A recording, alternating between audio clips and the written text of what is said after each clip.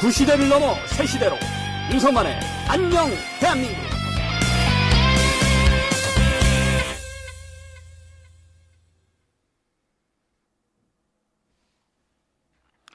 시청자 여러분 안녕하십니까? 윤석만의 안녕 대한민국 5월 8일 아침 방송 시작하겠습니다.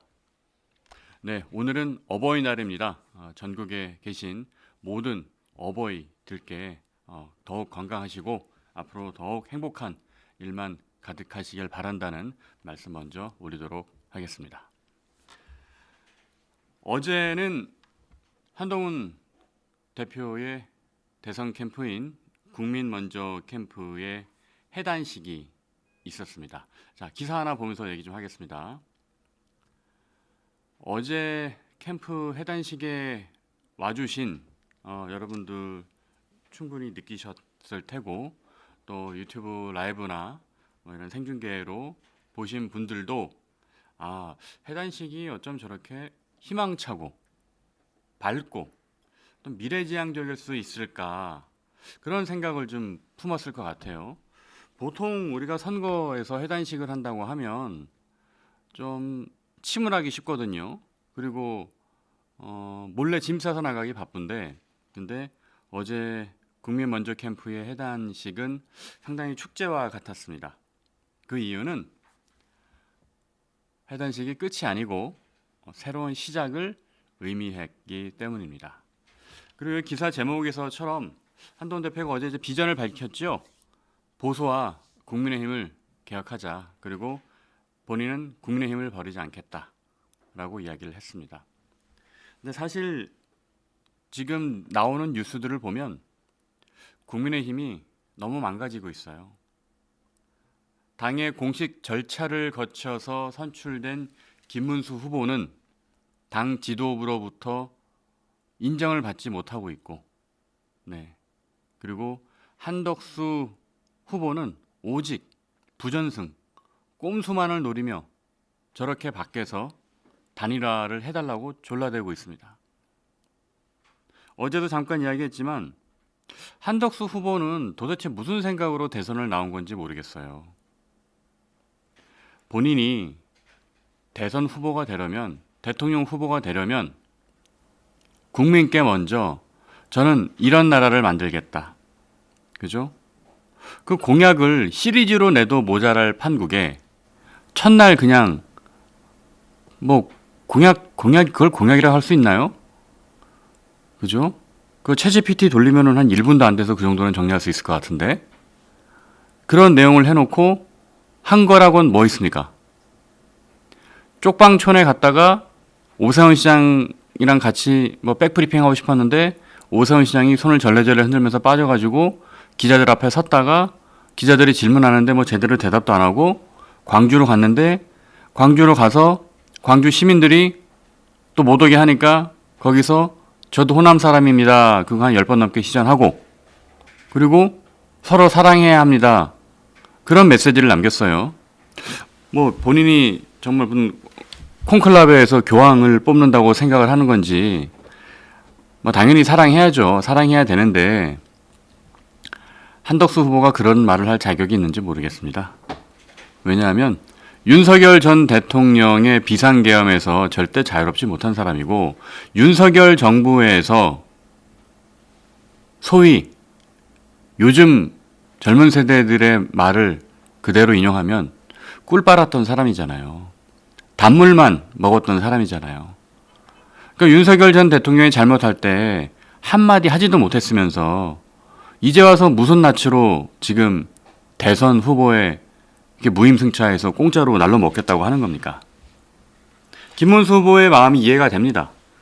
최종 후보로 뽑혔는데 임명장 받은 거 잉크도 마르기 전에 그 전날 저녁부터 지도부가 와가지고 단일화하고 압박하고 있으니 말이 안 되죠. 홍준표 후보도 그 지원 사역도 했었고 만약에 근데 한동훈 후보가 됐다면 어땠을까요? 한동훈 후보가 됐더라도 아마 지도부는 아마 더 했을 거예요. 아마 더 했을 겁니다. 아마 후보가 됐더라도 쫓아냈으려고 하지 않았을까요? 더 했을 건데 그러나 한동훈 후보는 지금처럼 이렇게 교착 상태에 빠져 있지 않았을 겁니다. 한덕수 후보를 어떻게든 무릎 꿇렸을 거예요. 네. 왜 그러냐? 김문수 후보에게는 중도 확장성이라는 명분이 없습니다. 그러다 보니까 중도 확장성이 사실 있는 것도 아니에요. 한덕수 후보가. 중도 확장성이 있지도 않은데 그냥 있어 보이는 것처럼 착각하는 거죠. 그러니까 무슨 말이냐면 실제로 한덕수 후보가 국민의힘의 대선 후보가 됐을 때 중도 확장이 가능하냐? 불가능합니다. 윤석열 재신임 투표인데 어떻게 중도 확장이 되겠어요? 안 되는데 그러면 왜 중도 확장이 가능하다고 하느냐? 국민의힘 지도부와 친윤들이 당원들을 가스라이팅한 겁니다. 한덕수가 되면 중도 확장이 가능하다. 그래서 이재명을 이길 수 있다. 라고 말도 안 되는 헛꿈을 심어준 겁니다. 영화 인셉션처럼 머릿속에다가 허상, 잘못된 꿈을 심어준 거예요. 전혀 현실적이지 않은데, 말도 안 되는 논리인데. 지금 지지율 나오는 거 보세요. 가상대결 했을 때 김문수, 한덕수 차이 별로 안 납니다. 다 30% 언저리예요. 이재명은 50%가 넘고. 시청자 여러분, 대선에서 20%포인트 차이가 난다는 것은 엄청난 겁니다. 왜냐? 지난번 선거에서 윤석열이 이재명을 0.7% 차이로 이겼어요. 근데 20%다? 30배입니다. 30배. 엄청난 거예요. 그거는 그냥 완전히 그냥 망하는 길이에요.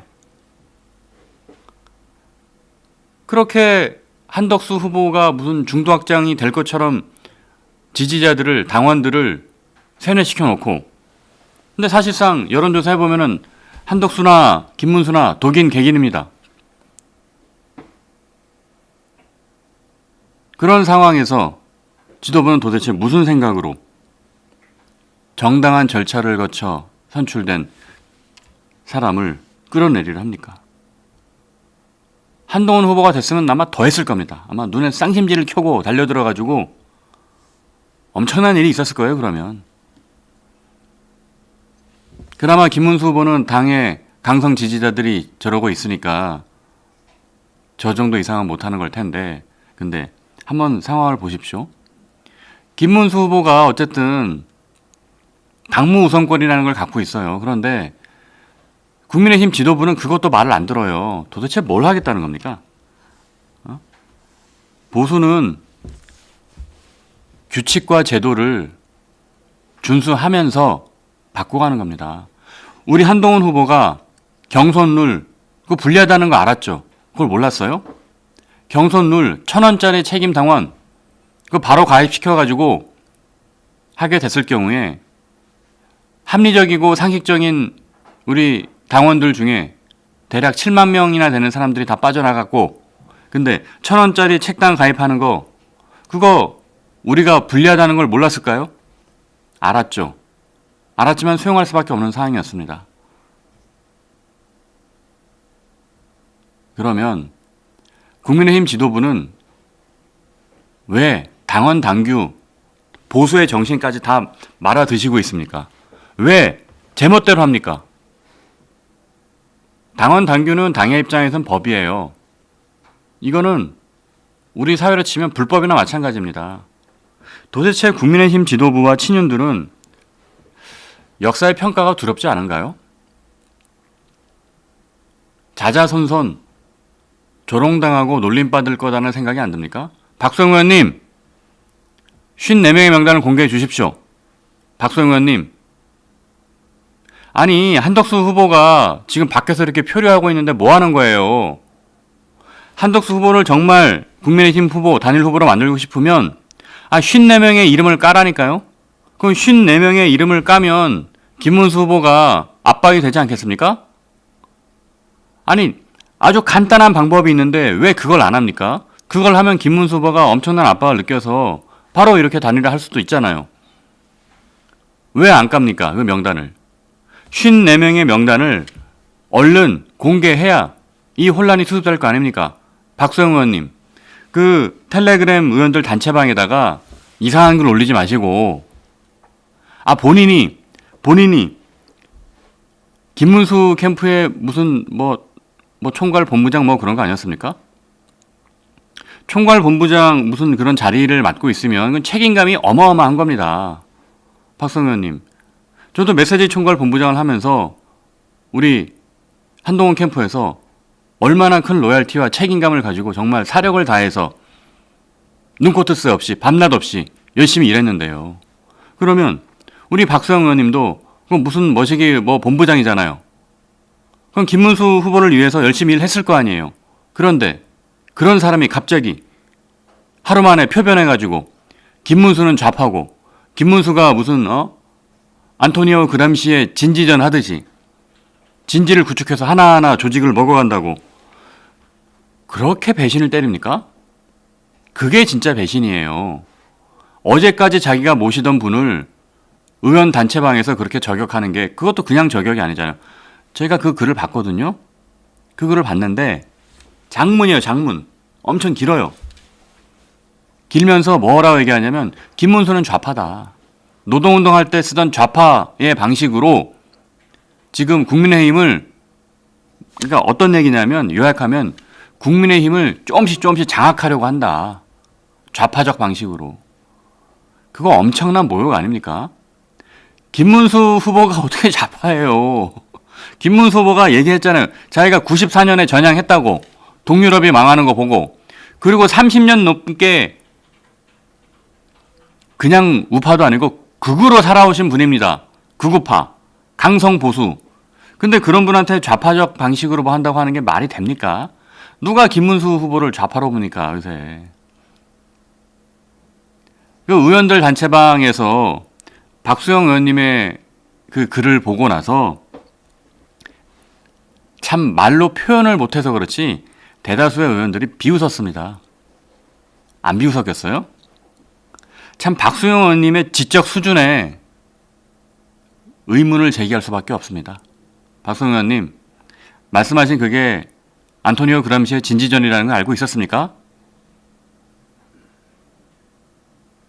모르셨죠? 그러니까 54명의 명단을 공개해 주십시오. 공개해 주세요. 그래야 우리 박수영 의원님도 본인의 어떤 투명한 정치 철학을 국민들로부터 평가받을 수 있는 기회가 생기는 겁니다. 지금처럼 불투명하게 뒤에서 야합하고 뒤에서 못된 짓하고 뒤에서 배신질하고 그러고 다니면 박성현 의원님 지역구가 어디죠? 부산 어딘데? 저 크게 박성현 의원한테 관심이 없어서 지역구가 어딘지도 모르겠습니다만은 그 지역구 의원들이 다음 총선에서 박성현 의원을 뽑아줄 것 같아요. 저렇게 부끄러운 짓을 하고 다니는데. 제가 박성현 의원 지역구의 주민이었다면은 정말 부끄러워서 몸둘 바를 몰랐을 겁니다.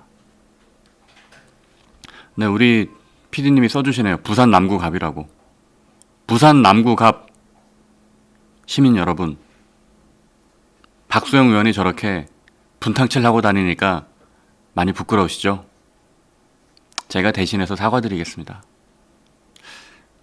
제가 사과드리는 건 좀 오지랖이 넓은 일이긴 한데 그래도 대한민국의 정치를 조금이라도 개선시키고자 하는 그런 마음에서 박수영 의원의 부끄러운 모습에 제 스스로가 더 부끄럽습니다.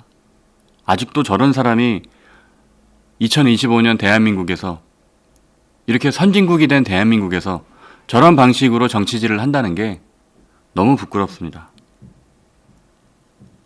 박수영 의원 54명의 명단을 공개하십시오. 김문수 후보한테 그렇게 살살거리고 다니다가 갑자기 의원 단체방에는 김문수를 그렇게 욕하고 뒤에서 총질하고 그런 모습 부끄럽지 않습니까? 부끄러운 거예요. 박수영 의원 지역구에 계신 부산 남구갑 주민 여러분, 죄송합니다. 박수영 의원을 제가 잘 가르쳐서 좋은 정치인이 되도록 좀 더 노력해 보겠습니다. 박수영 의원, 잘해봅시다. 자, 그래서 우리 한동훈 어제 대선 캠프의 해단식은 분위기 좋았습니다. 그리고 제가 경선 끝나고 경선 끝나고 첫 방송에서 말씀드렸죠. 한동훈 대표가 뭔가 그래도 우리 국민들과 함께 소통할 수 있고 뭐 그런 플랫폼을 만들고 있는데 그 역할을 제가 하고 있다. 네. 그래서 어제 한동훈 대표가 이제 플랫폼이라고 정확하게 공지를 했고요. 우리 동료 시민 여러분 기대하셔도 좋습니다. 이 플랫폼은 뭐 별다른 게 아니고요. 우리 시민들이 하나하나 분절화돼서 떨어져 있을 때는 그냥 개인일 뿐이에요. 하지만 이 시민들이 조직되면, 이 시민들이 연대하면 그때부터는 우리가 큰 힘을 발휘할 수 있어요. 그렇게 되면 우리가 아래로부터의 정치개혁, 정풍운동을 주도할 수가 있습니다. 뭐 결은 다르지만 예전에 노사모가 그랬단 말이에요. 노사모가 2000년 노무현 정치인이 선거에서 떨어지고 그때부터 노사모가 움직이기 시작하면서 정치개혁을 이뤄냈단 말이에요. 그러니까 노무현의 정치 철학 중에 동의하지 않는 것도 많지만 뭔가 정치개혁을 해냈다는 어떤 노사모의 존재는 매우 컸다고 밖에 인정할 수 없습니다. 그래서 우리 동료 시민들이 유기적으로 연대를 해서 한국 정치를 바꿔가야 됩니다. 개딸과는 다른 방식으로. 개딸은 자 만약에 우리 동료 시민들이 개딸이었으면 어땠을 것 같아요? 지금 국민의힘 지도부 가만 있었겠습니까? 국민의힘 지도부 아마 초토화됐을걸요, 그죠? 개딸처럼 했어봐요. 문자 폭탄 보내고 그 지역 사무실 한 수십 명, 수백 명이 단체로 찾아가서 항의하고 그런 식으로 했어봐요. 그러면 국민의힘 지도부 박수영 의원 제대로 좀 정치나 했겠습니까? 그러나 우리 동료 시민 여러분들은 개딸처럼 하진 않잖아요. 뭐 저도 우리가 조직된 힘을 보여줘야 된다고 생각하지만 막 그렇게 욕설하고 뭐 그거는 옳지 않다고 생각합니다. 물론 항의 문자는 보낼 수 있습니다. 동료 시민 여러분. 항의 문자 보낼 수 있고 왜 똑바로 못하느냐 제대로 해라 라고 우리의 목소리를 낼 수 있습니다. 하지만 거기에 뭐 쌍욕을 한다거나 입에 담지 못할 말을 한다거나 그러면 그건 안 됩니다. 네. 어쨌든 우리가 조직된 시민의 연대의 힘으로 플랫폼을 만들어서 그리고 책임 당원들 가입을 늘려서 제가 처음부터 얘기했죠? 사회 수준의 짠물을 빼지 않는 한 우리는 바뀔 수 없다. 그래서 책임 당원이라는 우리 동료 시민을 중심으로 한 깨끗한 물이 들어가야 이 짠물이 물고기가 살 수 있는 깨끗한 바다로 바뀐다는 겁니다. 어제 해단식에서 한동훈 대표의 메시지는 책임당원으로 가입해달라. 그리고 플랫폼을 통해서 우리 조직하고 연대하자. 그리고 한동훈 대표가 제일 앞장서겠다. 뒤에 숨지 않겠다. 그런 거죠. 저도 그래서 여러분이 아시는 것처럼 뭐 어제 한동훈 대표가 저를 또 소개를 또 길게 해줘가지고 제가 좀 약간 그 몸둘 바를 모르기도 했는데 한 대표가 어제 저에 대해서 그런 얘기를 해줬습니다.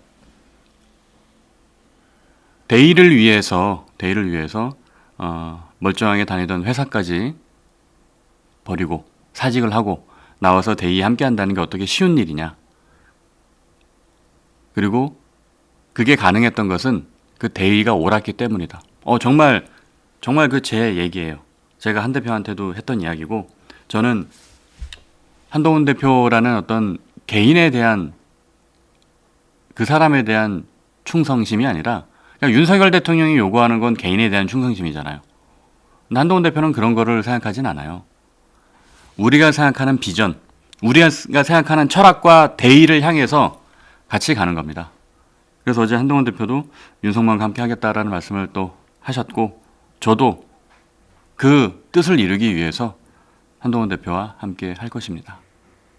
우리 동료 시민 여러분도 저희와 함께 해주시기를 부탁드리겠습니다. 네, 다음 기사 보겠습니다. 지금 상황이 얼마나 위중한 상황이냐 하면요. 민주당이 지금 집권도 안 했는데 벌써 사법부를 장악한 느낌이에요. 뭐냐 하면 이재명에 대한 그 서울고법의 파기환송심을 선거 전으로 잡았다가, 심지어 선거 전으로 잡았다가 대선 뒤로 연기했습니다. 아니, 아예 처음부터 안 잡았으면 모르는데 잡았다가 연기를 하니까 더 이게 이상한 거죠. 이 조선일보 제목이 뭡니까? 이재명 지키기에 폭주하는 권력 눈치 보며 굴복했다. 법원이 굴복했다. 법원이 이재명의 눈치를 보기 시작했다는 겁니다. 조희대 대법원장이 이재명에 대해서 유죄로 파기환송심을 했을 때는, 그때는 분위기가 어땠냐면 말이죠. 한동훈 후보가 국민의힘의 최종 후보로 될 것 같은 분위기였어요. 물론 조희대 대법원장의 마음속을 제가 이해할 수는 없지만 그런 것도 있었을 거예요. 한동훈 후보가 저렇게 맞서 싸우고 있으니까 이재명 천하는 아니겠구나. 그래서 조희대 대법원장도 원칙에 맞게 결정을 한 거죠. 그래서 서울고법도 일정을 잡는 것처럼 보였는데 어라? 국민의힘 하는 거 보니까 한동훈 후보는 떨어지고 김문수, 한덕수가 덕수 올려, 문수 올려, 문수 올려, 덕수 올려 저러고 있네.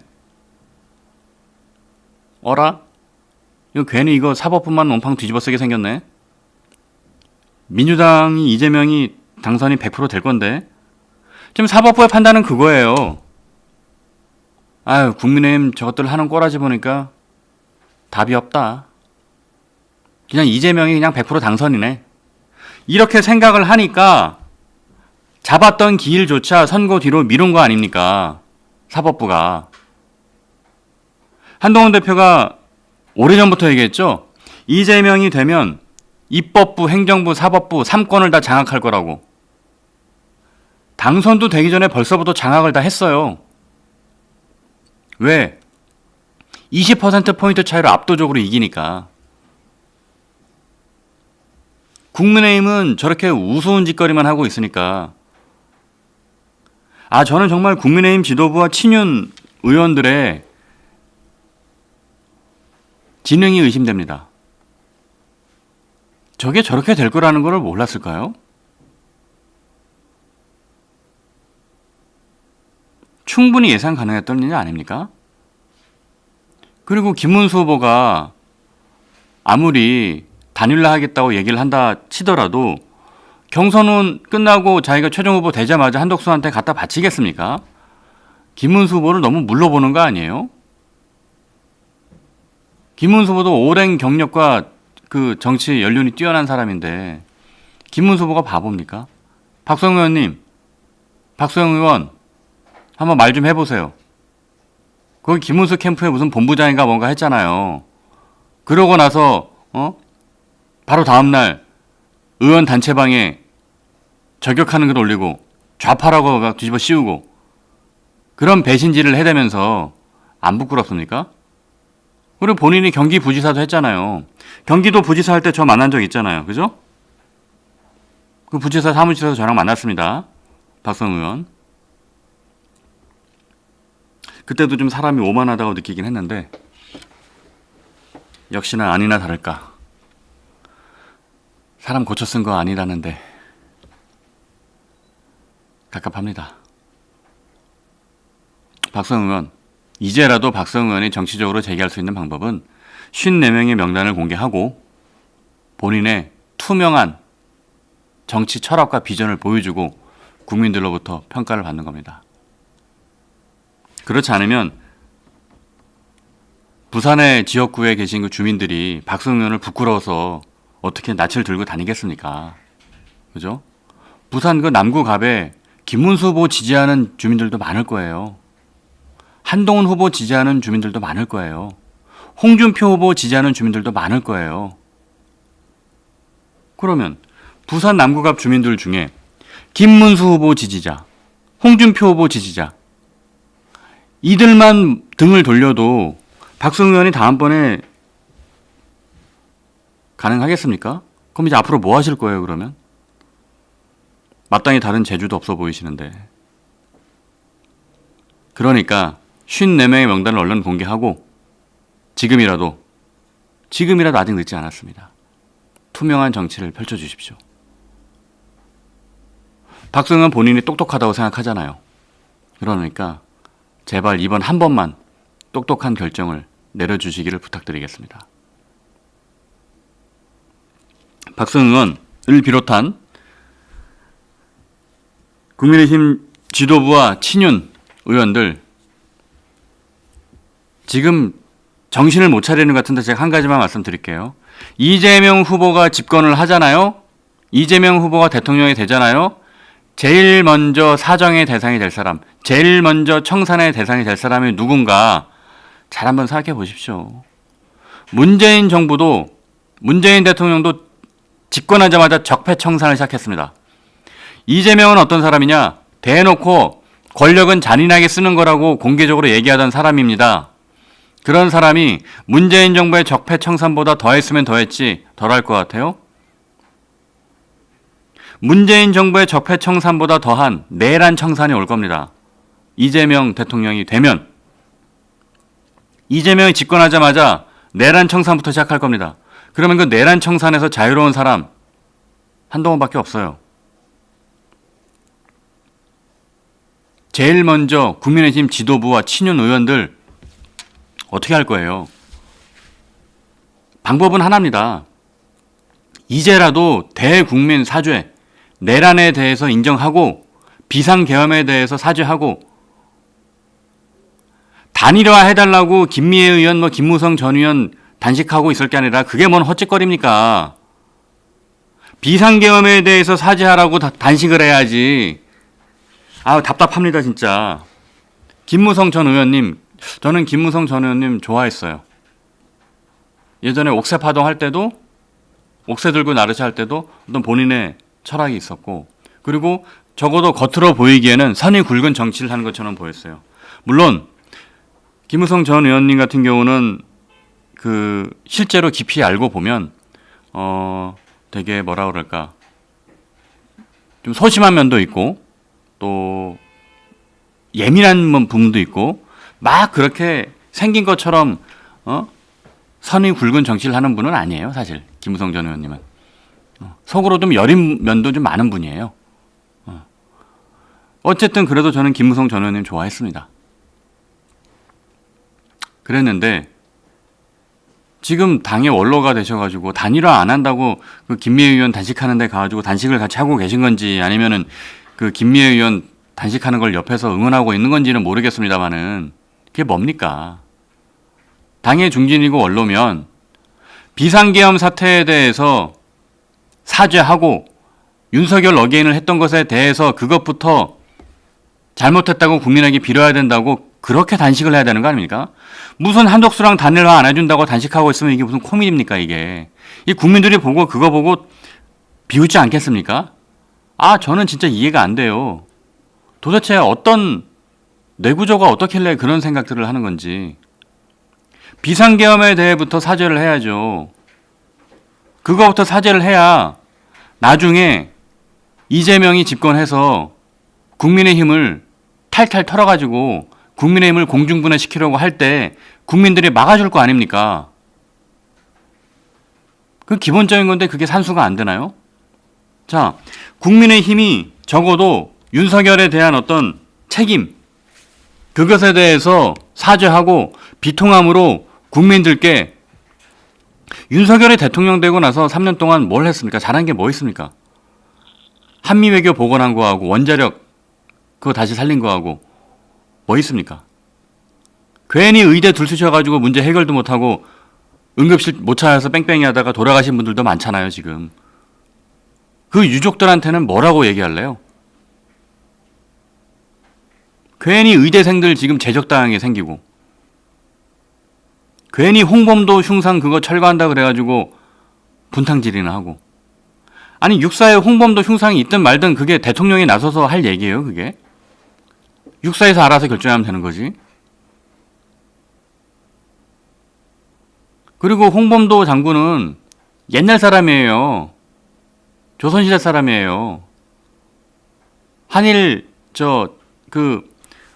우리가 일제 치하에서 광복되는 거 보지도 못하고 돌아가신 분이에요. 그렇게 따지면 옛날에 뭐 노론, 소론, 동인, 서인 다 따져가지고 좌파라고 해가지고 파묘를 해보셔야지. 어쨌든 제가 할 말은 많은데 하진 않겠습니다. 윤석열의 비상계엄 문제에 대해서 국민의힘이 국민께 정말 사죄를 하고 용서를 구하고 그렇게 해야 그나마 이재명과 싸워볼 수 있습니다. 그렇게 못하면, 그렇게 안 하면 그냥 30% 지지를 받고 이재명 한 5, 60% 나오고 5, 60%가 뭐예요? 뭐 이준석 후보가 뭐 많이 나와봐야 끼켜봐야 한 5% 나올 테니까 한 60, 70% 나오겠네요. 그러면 그럼 거의 더블 스코어로 지는 겁니다. 그럼 그렇게 해서 이재명 정부가 탄생했을 때 비상계엄에 대해서 사죄하고 국민께 용서를 구하지 않은 국민의힘이 살아남을 것 같아요? 지금이라도 국민의힘이 사죄를 하고 잘못을 빌어야 국민들이 나중에 이재명이 폭주할 때 그때 중도층을 포함한 합리적 보수의 국민들이 국민의힘을 지켜줄 수 있다니까요. 이재명의 내란 청산이 나오면 제일 먼저 탈탈 털리고 갈 분들입니다. 잘 한번 생각해 보십시오. 권영세, 권성동, 박수영 이런 분들 정말 하늘을 우러러 한 점 부끄럼 없이 사셨습니까? 아니잖아요. 우리 삶이라는 거는 조그만 실수도 하고 잘못도 저지르고 누구나 다 부끄러운 부분들이 있습니다. 그러면 이재명 정권이 들었으면 탈탈 털기 시작하면 없는 죄도 있는 죄로 만들 수 있어요. 저는 이재명은 그럴 수 있는 사람이라 생각을 해요. 그런 상황에서 저렇게 내란 청산으로 몰릴 때 살아날 수 있겠습니까? 이건 걱정돼서 하는 소리예요. 없는 죄도 있는 죄로 만들 수 있는 사람입니다. 지금 보세요. 사법부까지 장악해 가고 있잖아요. 대한민국의 앞날이 걱정입니다. 남미에 잘 살던 베네수엘라란 나라가 왜 나락으로 갔느냐? 포퓰리즘 독재자가 나타나면서 그런 거예요. 우고 차베스, 글을 읽는 마두로 이런 사람들. 그럼 이들이 제일 먼저 뭘 한 줄 아세요? 언론과 사법을 장악하기 시작했습니다. 국민의 눈과 귀를 막기 시작했어요. 지금 그런 절차대로 가고 있습니다. 다음 기사 보겠습니다. 자, 그러니까 제가 아까 했던 이야기 그대로 조중동을 비롯한 이 보수 언론들도 기사 쓰고 있습니다. 낮에는 김문수고 밤에는 한덕수고 김 캠프에 단일화 스파이 있었다. 누굴까요? 박수영 의원인가? 누구죠? 누굴까요? 홍준표 후보가 얘기를 하고 있습니다. 자, 홍준표 후보가 뭐라고 그랬냐면 어제 윤석열이 나라를 망치고 이제 당까지 망치고 있다. 사실 홍준표 후보도 떳떳한 건 아니에요. 그 윤석열 전 대통령한테 코바콩하고 비상계엄을 해프닝이라고 하고 여러 가지 판단이 잘못됐습니다. 잘못됐지만 홍준표 후보가 지금 이야기하는 이 부분은 정확하게 맞는 말입니다. 윤석열의 나라를 망치고 지금 당도 망치고 있다. 그리고 심지어 그 경선 과정에서 윤석열이 그 용산 사람들을 또 보내주겠다고도 했었대요. 아, 도대체 윤석열 전 대통령은 뭡니까? 아니 본인이 비상계엄 일으켜가지고 나라를 망가뜨리고 국민의힘을 이렇게 나락으로 떨어뜨렸으면 가만히 계셔야지. 뭘 자기가 용산에 있는 참모들을 보내주겠다고 용산에 있는 참모들이 홍캠프에 갔으면 홍준표 후보가 덥석 받았을게요? 홍준표 후보가 비상계엄을 해프닝이라고 한 거는 잘못된 판단이었지만 홍준표 후보는 상당히 정세를 읽고 판단하는 능력이 뛰어난 분입니다. 그 부분은 인정할 수밖에 없어요. 그런 분이 윤석열이 보내주는 사람을 캠프 받았겠냐고요.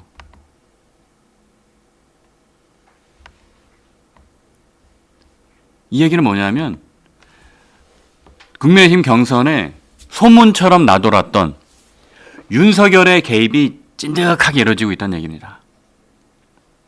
홍준표 후보가 지금 정확하게 공개를 했잖아요. 윤석열 전 대통령이 국민의힘 경선에 아주 깊게 관여하고 있다는 이야기예요.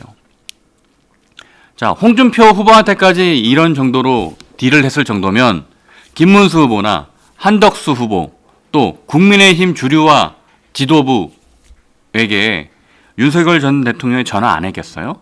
전화 다 돌려가지고 했겠지?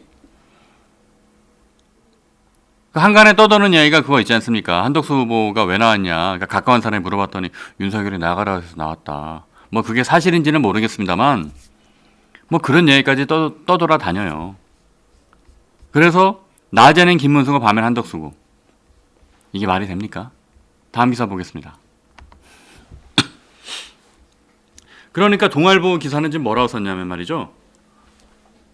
당 주도 단일화 전례가 없다. 이거 지금 엄청나게 돌려가기 비판하는 겁니다. 여태까지 어떤 단일화도 후보가 주도했지 당이 주도해서 한 적은 정말 역사상 한 번도 없었어요. 이건 말이 안 되는 거예요. 후보인 내가 단일화를 하든 말든 내가 결정하는 거지. 그거를 나도 아닌 당 지도부가 당이 왜 그걸 결정을 합니까? 권영세, 권성동 이 두 사람이 무슨 권한이 있다고 후보 단일화를 자기들이 결정을 합니까? 코미디입니다. 코미디. 그러니까 김문수 후보 측 뭐 했어요? 전대 중단 가처분 신청까지 했습니다. 야, 참 가관입니다. 국민의힘이 이렇게 망해갑니까? 망해가고 있네요.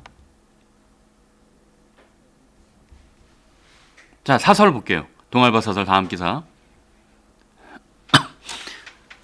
조중동 중에 보수 언론의 한 축을 담당하는 동아일보가 심지어 이렇게 칼을 빼들었습니다. 전례 없는 무임승차 짬짬이. 이거는 제 표현이 아니에요. 한덕수 후보님. 전례 없는 무임승차 짬짬이다. 아유, 참 제가 한 달 전부터 계속 말씀드렸죠. 우리 한덕수 총리님의 마지막 공직이, 마지막 가시는 길이 이렇게 노욕과 불명예로 비춰서는 안 된다. 제가 한 달 전부터 계속 그렇게 말씀을 드렸잖아요. 그리고 한덕수 총리는 사력 있고 분별 있고 합리적이고 이성적이고 상식적인 판단을 할 분이다라고 얘기를 했는데 이 보니까 뭐 전혀 그런 게 아니에요. 그냥 우리 장사미사들의 평범한 사고도 할 줄 모르는 분입니다. 아니 이게 누가 봐도 꼼수덕수고 누가 봐도 부전승이고 누가 봐도 무임승차고 그 짬짬이라는 거를 몰라요? 아니 전 국민이 다 아는데 왜 그거를 모르실까? 그리고 단일화 안 하면 11일 대선 후보 등록 안 하겠다? 이거 떼쓰는 거네. 떼쓰는 거예요. 떼쓰는 거. 애기들이 엄마한테 과자 사달라고 떼쓰는 거하고 뭐가 다릅니까 이게? 단일화를 안 해주면 대선 후보 등록을 안 하겠다? 이건 기만입니다. 그러면 본인의 출마 선언에서 나라를 구하기 위해 나왔다고 했는데 그 얘기는 왜 한 거예요? 아니 그깟 단일화 안 해준다고 자기가 대선 출마 안 하겠다? 대선 출마라는 그 무게를 얼마나 우습게 봤으면 그런 이야기를 합니까? 저는 한덕수 총리 이제부터는 한덕수 총리의 지적 수준도 못 믿겠어요. 제가 다른 거 다 좋아요. 무임승차 하고 싶고 꼼수 부리고 싶고 내 돈 안 쓰고 싶고 지금 내 돈 안 쓰고 싶으니까 지금 일정도 안 하잖아요. 다 좋다 이거예요. 그러면 11일까지 단일화 안 하면 후보 등록 안 하겠다 이거 뭡니까? 이것도 내 돈 안 쓰고 싶다 이거예요. 아, 나 돈 한 푼도 쓰기 싫어. 그냥 국민의힘 니들 돈으로 쓸래. 국민의힘에 당비 한 번 안 내본 사람이 제가 지금부터 한덕수 총리를 비판할 거예요, 이제. 한덕수 총리를 비판하는 이유는 하나입니다. 대선 후보라는 자리를 너무 우습게 봤어요. 자기 단일화 안 해주면 후보 등록 안 하겠다? 그러면 출마는 왜 한 겁니까? 대선 후보라는 그 책임감 있는 그 막중한 자리를 우습게 본 겁니다. 이준석 후보도 안 그래요. 이준석 후보도 지금 얼마나 열심히 뛰고 있습니까? 그 소소당이지만 그래도 본인 제딴엔 되게 열심히 하잖아요.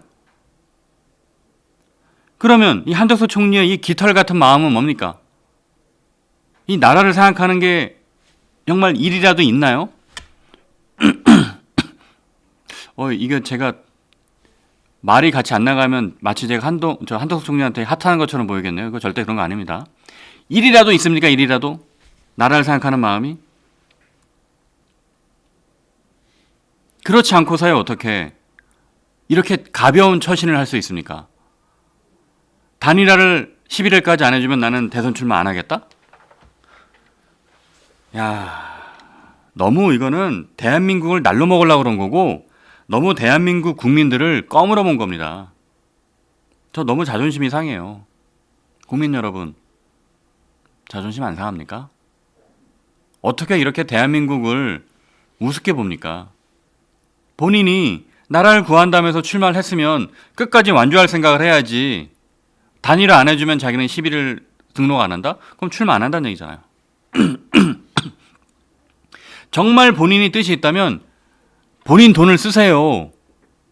본인 돈을 쓰고 무소속으로 선거운동 하다가 국민들의 평가를 받고 그 다음에 단일화를 하든지 말든지 하시면 되잖아요. 그러니까 자기 돈 쓰기 아까워서 그러는 거 아닙니까? 그렇게 자기 돈 쓰기 아까우면은 뭐하러 대선 출마를 나오겠다고 했습니까? 처음부터 국민의힘 경선 안에 들어와서 했으면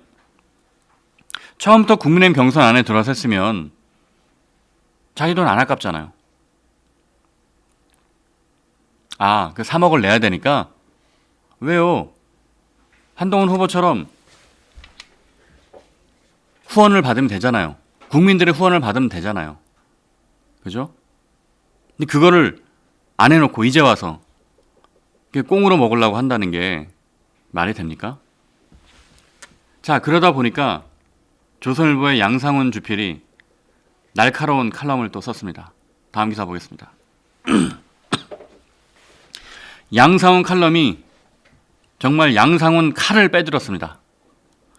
보수 정치 망치는 국민의힘 정치인들. 소제목이 이거예요. 국민의힘 의원들은 대선이 아니라 자기 공천의 득실을 계산하고 있다. 모두 개인 욕심일 뿐이다. 영남당, 강남당이 악순환하고 있다. 우리나라 최고가 뭐 제일 높다는 뜻은 아니고 가장 오른쪽에 있는 가장 보수적인 신문인 조선일보도 국민의힘을 버리는 겁니다. 가장 오른쪽에 있는 조선일보가 봤을 때도 이건 도저히 답이 없는 거예요. 국민의힘은. 의원들이 대선이 아니라 자기 공천의 득실을 따지고 있다. 모두 개인 욕심뿐이다. 영남당, 강남당 악순환하고 있다. 맞아요.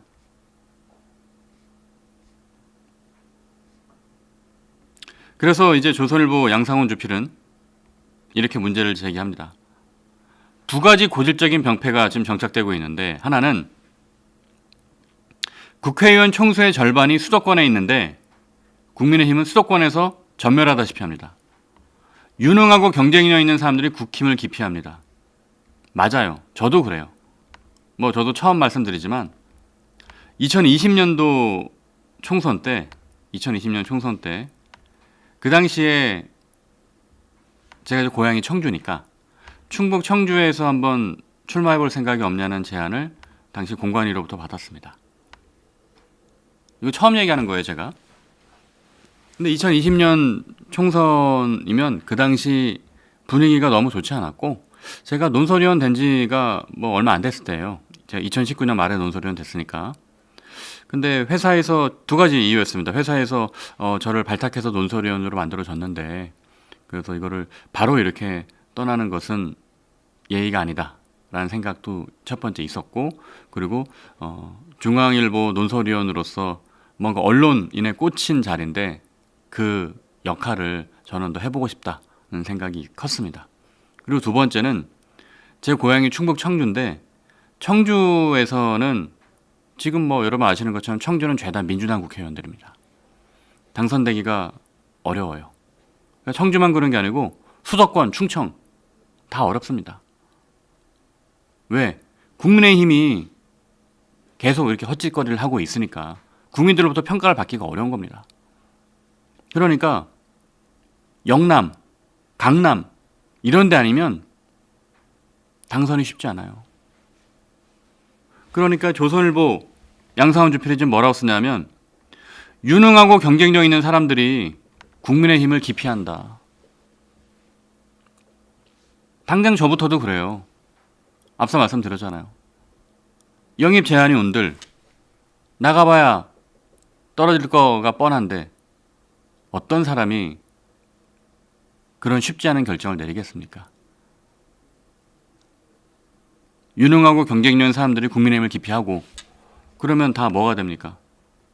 수도권에서 완전히 밀려나서 점점 영남당, 강남당으로 고착하고 있다. 이게 제 얘기가 아니고 우리나라에서 가장 오른쪽에 있는 보수신문 조선일보의 대표 필자인 양상훈 주필이 얘기하고 있습니다. 국민의힘의 영남, 강남권 의원들은 공천만 받으면 당선되기 때문에 수도권 민심에 민감하지 않다. 전체 국민의 민심에 민감하지 않다. 딱 그래요. 그러니까 지금 영남의 의원들 중에서도 깨어있는 영남 의원들, 예를 들면 뭐 조경태 의원, 또 정성국 의원, 또 우재준 의원 이런 분들, 또 김영동 의원, 지금 제가 생각난 대로 말씀드리는 겁니다. 이런 분들 아니면 깨어있지가 않아요. 그러니까 공천만 받으면 당선된다는 생각 때문에 국민의 민심에 별 신경을 안 쓰는 거예요. 지금 양상훈 주필이 이렇게 날카롭게 비판을 하고 있습니다. 양상훈 주필의 마지막 문단. 친윤 의원들이 윤석열과 가까운 김문수, 한덕수 두 사람의 뻔한 단일화 그림을 만든 것도 대선 승리를 위해서가 아니라 총선에서 자신들이 공천받는데 문제가 없길 바라기 때문이다. 그런 생각이 든다.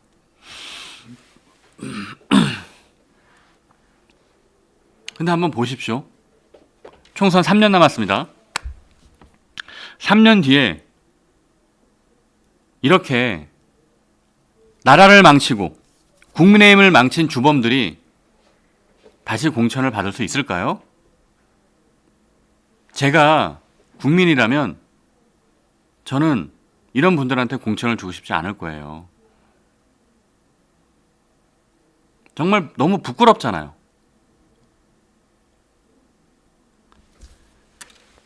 양상훈 주필도 심지어 양상훈 주필마저 국민의힘을 보수 정치를 망치고 있다고 얘기하고 있습니다. 개인 욕심뿐이라고 얘기하고 있습니다. 정신 차려야 됩니다. 정말 정신 차려야 돼요. 이렇게 되면 정말 역사의 역적으로 남을 겁니다. 나라를 갖다 판 이완용, 국민의힘과 보수를 통째로 갖다 판 그런 보수의 역적으로 역사에 남을 겁니다. 후손들이 부끄러워할 수도 있어요. 이미 주민들은 부끄러워하고 있고요. 네, 오늘도 시청자 여러분께서 좋은 의견 많이 주셨는데요. 시청자들 의견을 한번 보도록 하겠습니다.